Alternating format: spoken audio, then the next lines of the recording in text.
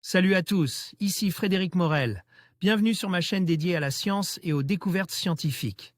Si vous êtes passionné par l'exploration de notre univers et les avancées scientifiques, pensez à vous abonner.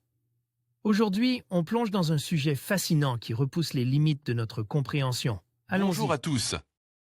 Aujourd'hui, je vous emmène dans un voyage fascinant au cœur de l'Antarctique, où se trouve un projet scientifique incroyable, IceCube. Le télescope sous la glace. Dans cette vidéo, je vais vous expliquer comment ce télescope unique a été installé et comment il nous aide à explorer les mystères de l'univers en détectant des neutrinos provenant des profondeurs de l'espace. Restez avec moi pour découvrir les défis techniques de cette installation et les découvertes passionnantes qu'elle pourrait nous révéler. C'est parti!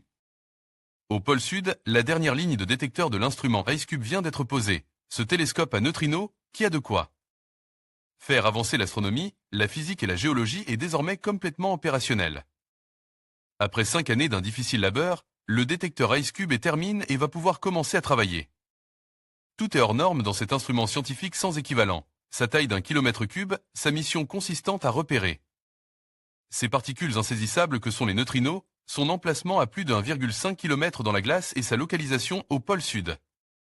Cet observatoire est en effet entièrement enfoui et constitue de 86 câbles, descendant dans des puits creuses dans la glace, très pur à cet endroit, jusqu'à 2450 mètres sous la surface.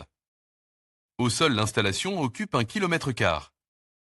Entre 1450 et 2450 mètres de profondeur, ces câbles portent des détecteurs sensibles à la lumière.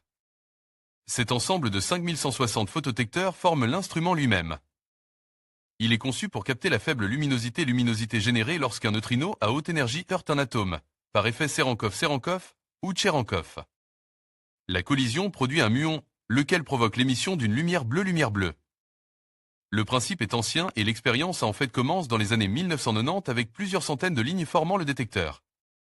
Amanda, Antarctic Muon End Neutrino Detector Array. L'un des 86 puits. Un capteur est en train d'y être descendu le 7 décembre dernier. Le fond du puits est à 2450 mètres sous la surface de la glace. B. Gudbjörnsson, NSF sondait l'espace et la Terre. L. IceCube repérait les neutrinos de haute énergie, entre 1011 et 1021 électronvolts, EV, qui peuvent avoir deux origines. Les uns proviennent de l'espace profond, produits par des phénomènes très énergétiques, comme les sursauts gamma, GRB, gamma ray burst. Les autres neutrinos apparaissent tout près de nous, dans la haute atmosphère, lorsque des rayons cosmiques, protons et particules alpha, viennent en frapper les atomes. Les premiers sont les plus intéressants et nous apportent des informations sur les supernovas, les hypernovas, voire sur la matière noire ou la supersymétrie. Mais ils sont 1 million de fois moins nombreux que les neutrinos produits dans l'atmosphère. Le dernier capteur, ou DOM, Digital Optical Module, descend dans son puits le 18 décembre 2010. R. Schwartz NSF pour détecter ces neutrinos cosmiques dans cet énorme bruit de fond, l'instrument utilise la planète comme un filtre. L'IceCube peut en effet déterminer l'angle d'arrivée des neutrinos. Les muons qu'ils ont générés conservent la direction initiale. Ce qui permet de distinguer ceux qui viennent d'en haut et ceux qui viennent d'en bas. Les seconds, qui ont traversé la Terre, sont majoritairement des neutrinos venus du fond de l'espace. L'IceCube est donc un télescope qui regarde vers le sol. Ce faisant, il pourrait d'ailleurs servir aussi à étudier la structure de notre planète, en utilisant ces particules comme des sondes.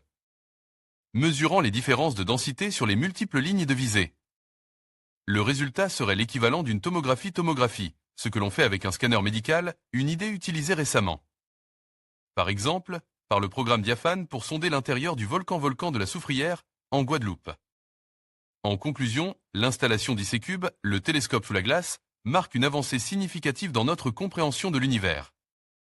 Grâce à ces milliers de détecteurs, ce projet ambitieux nous permettra d'explorer les mystères des neutrinos et d'approfondir nos connaissances sur les phénomènes astrophysiques. Alors que nous continuons à percer les secrets de l'espace, IceCube se positionne comme un outil essentiel pour les chercheurs du monde entier. Restez à l'écoute pour découvrir les découvertes passionnantes qui émergeront de cette installation unique.